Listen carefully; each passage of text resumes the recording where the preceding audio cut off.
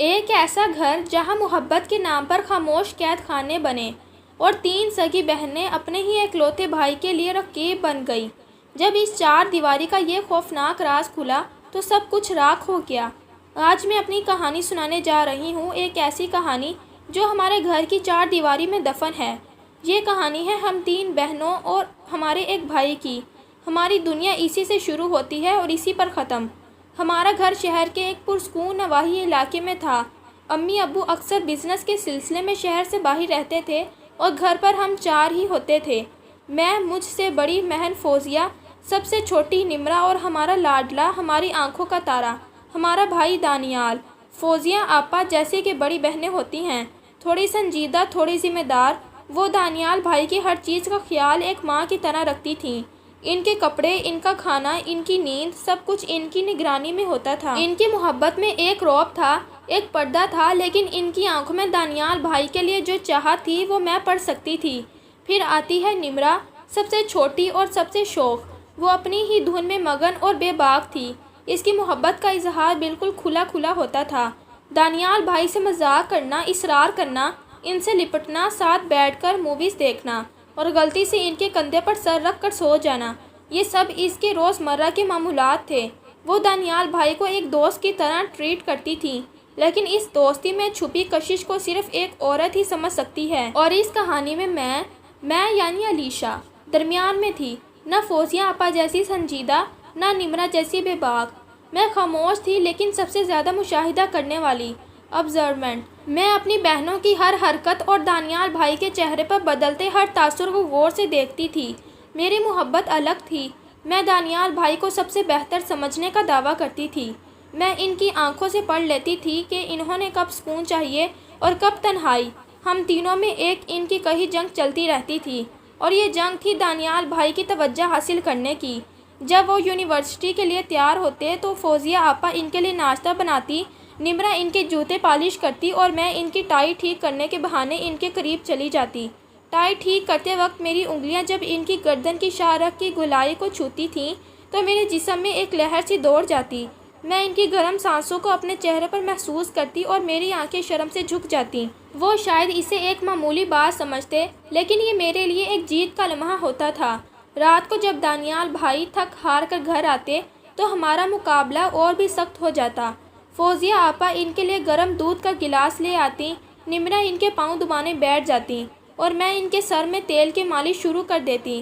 اپنی انگلیوں کے پورے سے جب میں ان کے سر کی ہلکی پھلکی مالش کرتی تو وہ آنکھیں بند کر لیتے۔ ان کے چہرے پر پرسکون دیکھ کر میرا دل خوشی سے بھر جاتا، لیکن اس دوران میری نظریں فوزیہ آپا اور نمرہ پر ہوتیں، جن کی آنکھوں میں میرے لیے حسد اور جیلسی کی آگ صاف دکھائی دیتی تھی۔ ہم تینوں جانتی تھی کہ ہمارا بھائی خوبصورت ہے، لمبا قد، مضبوط جسم، گہری آنکھیں اور ایک ہلکی سی مسکراہٹ جو کسی کا بھی دل موہ لے۔ یونیورسٹی میں بہت سی لڑکیاں ان پر مرتی تھیں، لیکن دانیال بھائی کا دھیان ہمیشہ ہم پر ہوتا تھا۔ انہیں شاید اندازہ بھی نہ تھا کہ ان کی یہ توجہ ہمارے لیے کیا معنی رکھتی ہے۔ ان کی طرف سے یہ بہنوں والی محبت تھی، لیکن ہماری طرف سے یہ محبت چاہت اور جنون کی حدود کو کچھ چھو رہی تھی۔ ایک دن دانیال بھائی گھر آئے۔ ان کا موڈ کچھ ٹھیک نہ تھا۔ وہ چپ چاپ اپنے کمرے میں چلے گئے۔ فوزیہ آپا پریشان ہو کر ان کے پیچھے گئیں، لیکن انہوں نے دروازہ نہ کھولا۔ نمرہ نے دروازے پر دستک دے کر شور مچا دیا، بھائی کیا ہوا؟ پلیز دروازہ کھولیں۔ لیکن اندر سے کوئی جواب نہ آیا۔ میں کچھ دیر کھڑی رہی، پھر میں نے ایک کاغذ پر لکھا، بھائی میں جانتی ہوں آپ اکیلے رہنا چاہتے ہیں، جب آپ کا دل ہلکا ہو جائے تو باہر آ جائے گا۔ میں نیچے آپ کے لیے آپ کی فیورٹ کافی بنا رہی ہوں علیشا۔ میں نے وہ فوراً کاغذ دروازے کے نیچے سے اندر سرکا دیا۔ آدھے گھنٹے بعد دانیال بھائی کمرے سے باہر نکلے۔ ان کی آنکھیں سرخ تھیں۔ وہ سیدھے لاؤنج میں آئے جہاں میں ان کا انتظار کر رہی تھی۔ فوزیہ آپا اور نمرہ حیرت سے دیکھتی رہ گئیں۔ جب دانیال بھائی میرے پاس صوفے پر بیٹھ گئے اور کافی کا مگ اٹھا لیا، تھینک یو علیشا، انہوں نے دھیمی آواز میں کہا۔ کوئی بات نہیں بھائی، آپ ٹھیک ہیں؟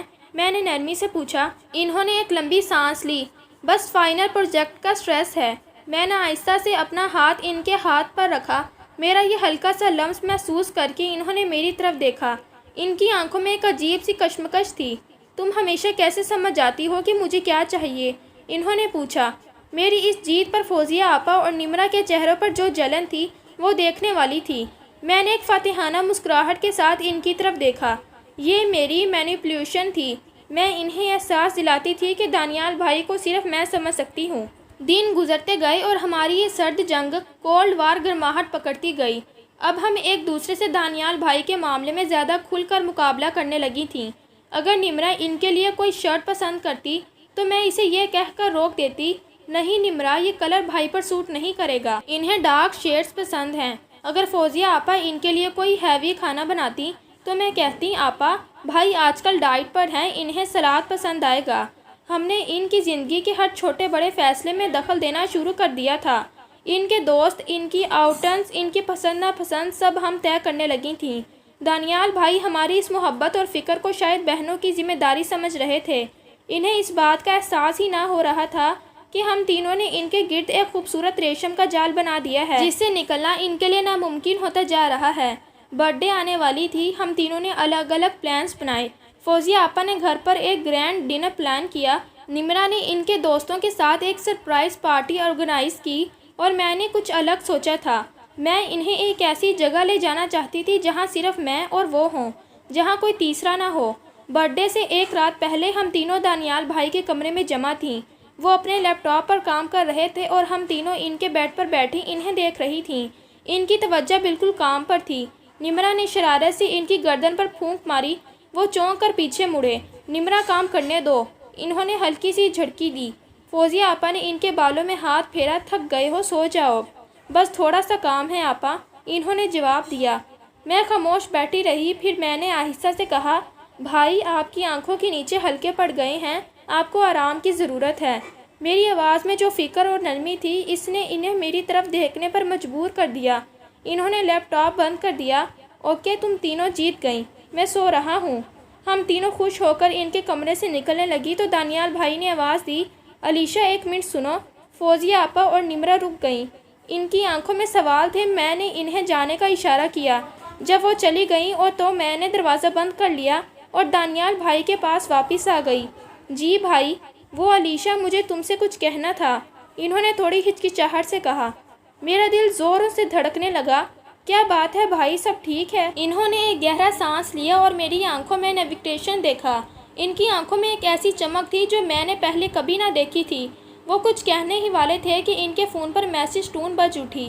انہوں نے فون اٹھایا، میسج پڑھا اور ان کے لبوں پر ایک مسکراہٹ پھیل گئی، ایک ایسی مسکراہٹ جو ہم تینوں کے لیے نہ تھی۔ یہ کون ہے؟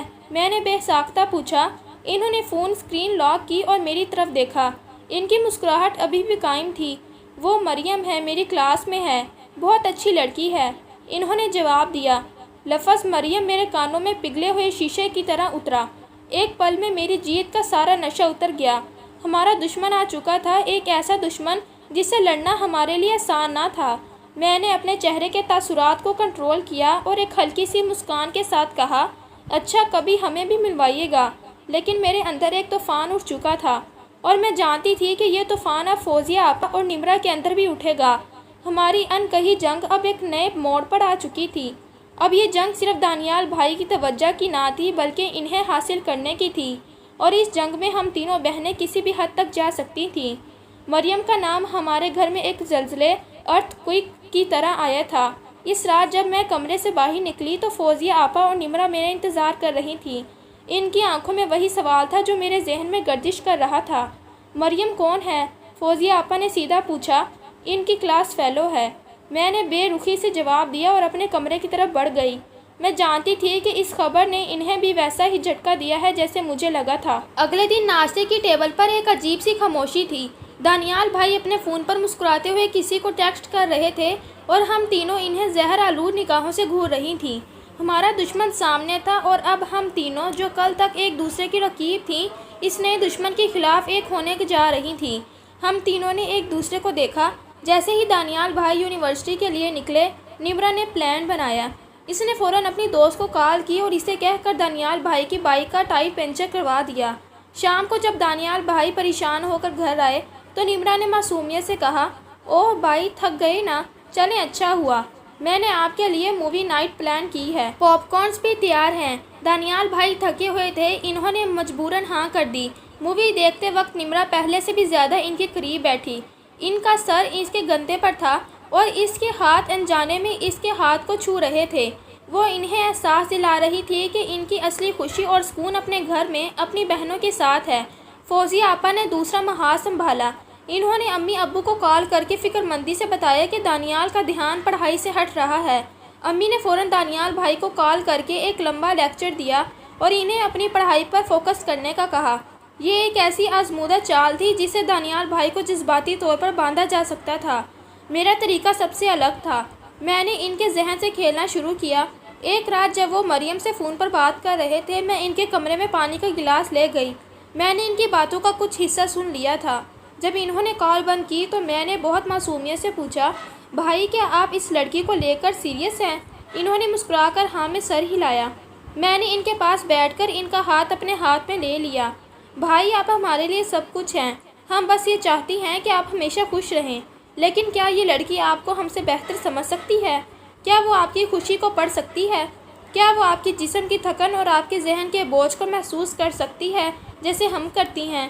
میرے الفاظ تیر کی طرح تھے جو سیدھے ان کے دل پر لگے۔ میں ان کے ذہن میں شک کا بیج بو رہی تھی۔ میں انہیں یہ سوچنے پر مجبور کر رہی تھی کہ ہماری محبت کا کوئی مقابلہ نہیں کر سکتا۔ ان کے چہرے پر ایک کشمکش ابھری۔ انہوں نے کوئی جواب نہ دیا، بس میرا ہاتھ آہستہ سے تھپتھپاتے رہے۔ ہمارا دباؤ کام کر رہا تھا۔ دانیال بھائی اب مریم سے ملنے کے پلانز کم بناتے، وہ زیادہ وقت گھر پر گزارتے، لیکن ہم یہ نہ سمجھ پائیں کہ ہمارا یہ جنون انہیں قید کر رہا ہے۔ ہماری محبت ان کے لیے ایک بوجھ بن رہی تھی۔ وہ اندر ہی اندر گھٹنے لگے تھے۔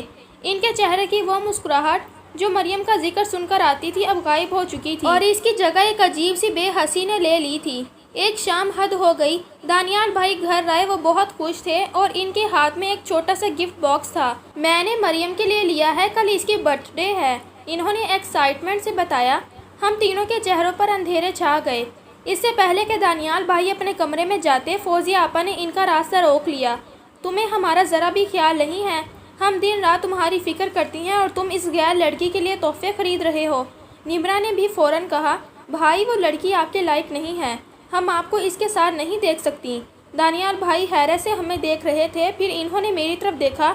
شاید انہیں مجھ سے سمجھداری کی امید تھی، لیکن آج میں بھی اپنے جذبات کے آگے مجبور تھی۔ بھائی وہ لوگ صحیح کہہ رہے ہیں۔ پھر میں نے دھیمی مگر سخت آواز میں کہا، آپ ہماری طرف دیکھیے، کیا ہماری محبت میں کوئی کمی ہے جو آپ کو باہر خوشیاں ڈھونڈنی پڑ رہی ہیں؟ اسی دن پہلی بار دانیال بھائی ہم پر چیخے۔ ان کی آواز میں غصہ نہیں بلکہ تکلیف تھی۔ بس بہت ہو گیا، تم تینوں نے میری زندگی کو جہنم بنا دیا ہے۔ وہ کانپ رہے تھے۔ میں نے ہمیشہ تم تینوں کو اپنی دنیا سمجھا، تمہاری ہر ضد ہر خواہش پوری کی، لیکن یہ محبت نہیں، قید ہے۔ تم لوگ مجھے اپنے قبضے میں کرنا چاہتی ہو، مگر میرا دم گھٹتا ہے اس گھر میں۔ انہوں نے وہ گفٹ باکس زمین پر دے مارا۔ میں تمہاری جاگیر نہیں ہوں، میں ایک انسان ہوں جس کے اپنے جذبات ہیں، اپنی زندگی ہے۔ تم اس بات کا احساس کیوں نہیں ہوتا؟ ان کی آنکھوں میں آنسو تھے، ایسے آنسو جو ہم تینوں کے دلوں کو چیر گئے۔ ہم بت بنے کھڑے تھے، ہم نے اپنے جنون میں اپنے ہی پیارے کو زخمی کر دیا تھا۔ دانیال بھائی اپنے کمرے میں چلے گئے اور زور سے دروازہ بند کر لیا۔ اس رات ہم تینوں بہنیں ایک دوسرے کے کمرے میں نہ گئیں، ہم سب اپنے اپنے کمروں میں اپنے اپنے طور پر روتی رہیں۔ ہم نے دانیال بھائی کی محبت جیتنے کی کوشش میں انہیں کو کھو دیا تھا۔ ہمارا ریشم کا جال جسے ہم خوبصورت سمجھتی تھیں، اصل میں ایک گھٹن بھرا قید خانہ تھا۔ اگلے کچھ دن گھر میں ایک قبرستان جیسی خاموشی رہی۔ دانیال بھائی ہم سے بات نہیں کرتے تھے۔ وہ صبح چپ چاپ یونیورسٹی جاتے اور رات کو دیر سے آتے۔ ہم تینوں کے حلق سے نوالا نہ اترتا تھا۔ ان کی ناراضگی ہمارے لیے موت سے کم نہ تھی۔ آخر کار فوزیہ آپا نے ہمت کی۔ انہوں نے ہم دونوں کو بلایا، ہمیں دانیال سے معافی مانگنی ہوگی، ہم غلط تھیں۔ ہم تینوں ان کے کمرے کے دروازے پر گئی، ہم نے دستک دی۔ کچھ دیر بعد انہوں نے دروازہ کھولا، ان کی آنکھیں سوجی ہوئی تھیں۔ ہمیں معاف کر دیں بھائی۔ فوزیہ آپا روتے ہوئے ان کے قدموں میں بیٹھ گئیں۔ نمرا اور میں بھی رو پڑی۔ ہمیں اندازہ نہ تھا کہ ہماری محبت آپ کو تکلیف دے رہی ہے، ہم بس آپ کو کھونا نہیں چاہتی تھی، میں نے ہچکیوں کے درمیان کہا۔ دانیال بھائی کچھ دیر خاموش رہے تھے، پھر وہ نیچے بیٹھے اور فوزیہ آپا کو اٹھایا۔ انہوں نے ہم تینوں کو اپنے گلے سے لگا لیا۔ ہم چاروں بہت دیر تک ایک دوسرے کے گلے لگ کر روتے رہے۔ میں تم سے ناراض نہیں ہوں، انہوں نے آخر کار کہا، میں بس ڈر گیا تھا۔ تم تینوں میری بہنیں ہو، میری طاقت ہو، اس طاقت کو میری کمزوری مت بناؤ، مجھے تھوڑی سی سانس لینے دو۔ اس دن ہمارا وہ جنونی عشق ختم ہوا اور ایک پاکیزہ سچی محبت نے جنم لیا۔ ہم نے اپنی حدود کو سمجھا، ہم نے جانا کہ محبت قبضہ کرنے کا نام نہیں بلکہ آزاد کرنے کا نام ہے۔ کچھ ہفتوں بعد دانیال بھائی مریم کو گھر لے آئے۔ وہ واقعتاً ایک بہت سلجھی ہوئی اور پیاری لڑکی تھی۔ ہم تینوں نے دل پر پتھر رکھ کر مگر ایک مسکراہٹ کے ساتھ اس کا استقبال کیا۔ یہ مشکل تھا، دل کے کسی کونے میں اب بھی ایک چبھن سی ہوتی تھی، لیکن اب ہم اپنے بھائی کی خوشی میں خوش رہنا سیکھ رہی تھیں۔ آج بھی ہم دانیال بھائی کا ویسا ہی خیال رکھتی ہیں، آج بھی رات کو ہم ان کے کمرے میں جاتی ہیں، لیکن اب ہماری آنکھوں میں مقابلہ یا حسد نہیں، صرف محبت اور عزت ہوتی ہے۔ وہ ان کی کہیں جنگ ختم ہو چکی ہے، لیکن کبھی کبھی جب ہم تینوں اکیلے ہوتی ہیں تو ایک دوسرے کی آنکھوں میں دیکھ کر چپکے سے مسکرا دیتی ہیں۔ ہم اس دور کو کبھی بھول نہیں سکتی، وہ دور جب ہم تینوں دیوانی تھیں ایک ہی شخص کے عشق میں۔ وہ ایک راز ہے جو ہمیشہ ہمارے درمیان رہے گا، 3 بہنوں اور ان کے ایک بھائی کا راز۔ دوستوں، اگر آپ کو ہماری یہ کہانی اور ویڈیو اچھی لگی ہے تو ویڈیو کو لائک اور ہمارے چینل کو سبسکرائب ضرور کیجیے گا، اور اپنا بہت سارا خیال رکھیے گا۔ ملتے ہیں اگلی ویڈیو میں، تب تک کے لیے ہمیں اجازت دیں۔ شکریہ۔